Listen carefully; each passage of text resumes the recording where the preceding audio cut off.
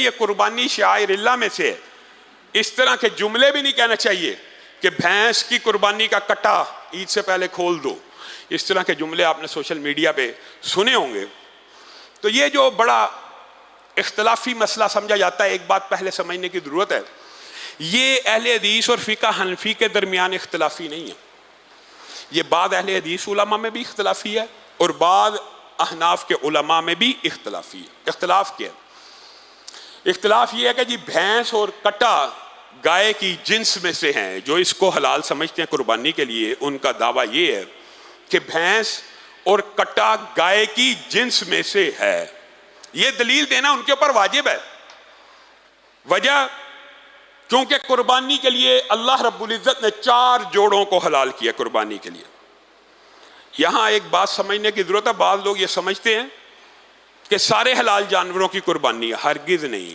حلال جانوروں میں سے 4 جوڑوں کی قربانی ہے. من الابل اثنین، اونٹ میں سے، بقر اثنین، گائے میں سے یعنی نر مادہ، اونٹ اونٹنی، بکرا بکری، چھترا اور چھتری، اور دمبا رسول اللہ کی حدیث کے مطابق. ان 4 جوڑوں کے بعد دمبا جو ہے وہ رسول اللہ کی حدیث کے مطابق ہے. اب قربانی انہی 4 جوڑوں میں ہوگی. اب انہی اگر 4 جوڑوں میں ہوگی تو کوئی بھینس کی قربانی کرے گا تو آپ اس کو کہیں گے بھائی بھینس تو گائے نہیں ہے. وہ لا محالہ آپ کو جواب دے گا بھائی یہ گائے کی جنس ہے، تب ہی قربانی ہوگی. دلیل سمجھ گئے؟ اگر بھینس گائے کی جنس ہے تو ہی قربانی ہے، اگر گائے کی جنس نہیں ہے تو قربانی نہیں ہے. یہاں پہ ایک مسئلہ سمجھ لیجئے. سائنٹیفکلی، عقلی اور منطقی طور کے اوپر کسی جانور کی دوسرے جانور سے شکل ملنا یا صرف نام ملنا اس کو اس جانور کی جنس میں شامل نہیں کرتا.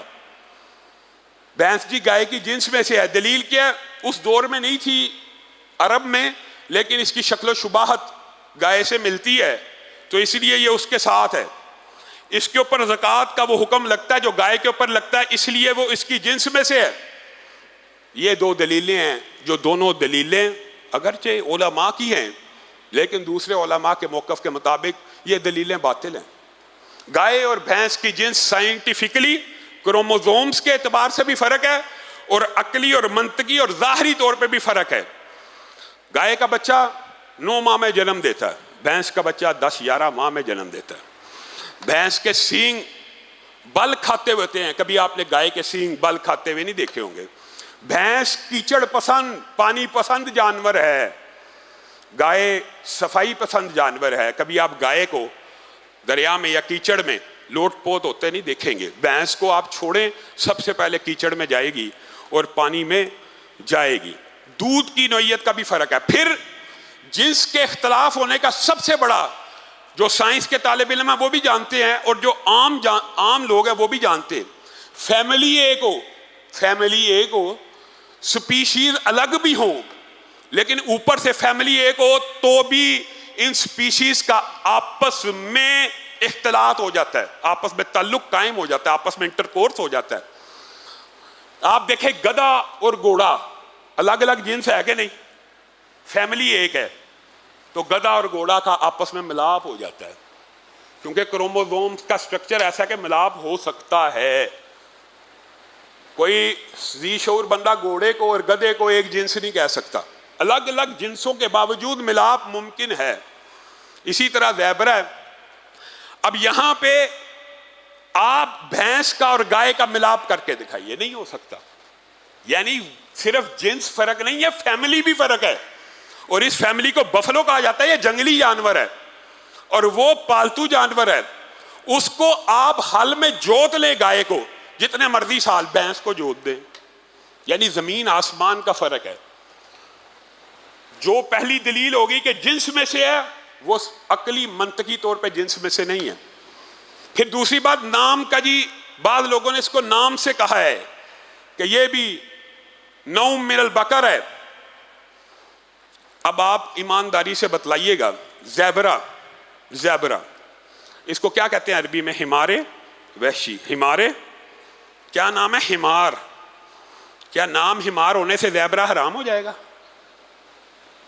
گھریلو گدھا تو حرام ہے اور زیبرہ حلال ہے، صرف نام ہونے سے بھی، اول تو یہ دلیل پیسے ہی کمزور ہے، لیکن اگر کسی نے کہہ بھی دیا ہے تو ہم نام ہونے سے بھی چیزوں کی حلت اور حرمت اور قربانی میں داخل نہیں ہو سکتی۔ لیکن بات وہی ہے، چونکہ علماء کا اختلاف ہے تو اگر کوئی ایک موقف کو اختیار کرے اس کے لیے سختی نہیں ہونی چاہیے، کوئی دوسرے کو اختیار کرے اس کے لیے سختی نہیں ہونی چاہیے۔ لیکن پھر جو یہ آخری دلیل وہ یہ دیتے ہیں، تین ہی دلیلیں ہیں۔ تیسری دلیل کہ بھینس کے اوپر احکامات لگتے ہیں گائے کے زکوٰۃ والے۔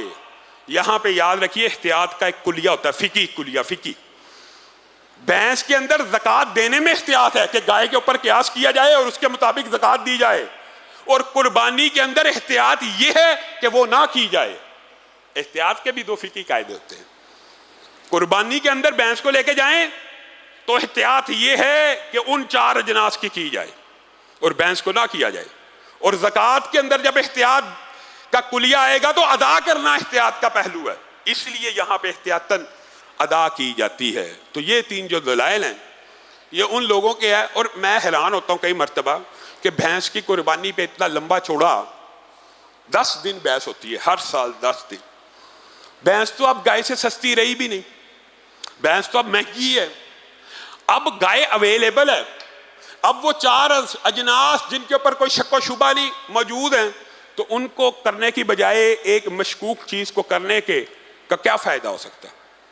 کوئی فائدہ نہیں۔ اللہ رب العزت جو کہا گیا، جو سنا گیا، اس کو سمجھنے کی توفیق عنایت فرمائے۔ اگر کسی ساتھی کے ذہن میں قربانی کے حوالے سے کوئی اور بھی سوال ہو تو وہ کر سکتا ہے۔ ہاں، میرے ذہن میں ایک اور بات آ گئی، ساتھیوں نے بھی پوچھا تھا، گائے کے اندر 7 حصے ہوتے ہیں، اونٹ کے اندر اگر آپ چاہیں تو 7 حصے بھی رکھ سکتے ہیں اور 10 حصے بھی رکھ سکتے ہیں، 7 حصے بھی اور 10 حصے میں بھی، یہ اللہ رب العزت کی طرف سے آسانی ہے۔ پھر گائے کے اندر کیا 2 حصے عقیقے کے رکھے جا سکتے ہیں اور 5 حصے قربانی کے؟ آپ قربانی اور صدقے کو ملا رہے ہیں، نہیں رکھے جا سکتے، حتیٰ کہ حالی گائے کے اندر عقیقہ کیا نہیں جا سکتا۔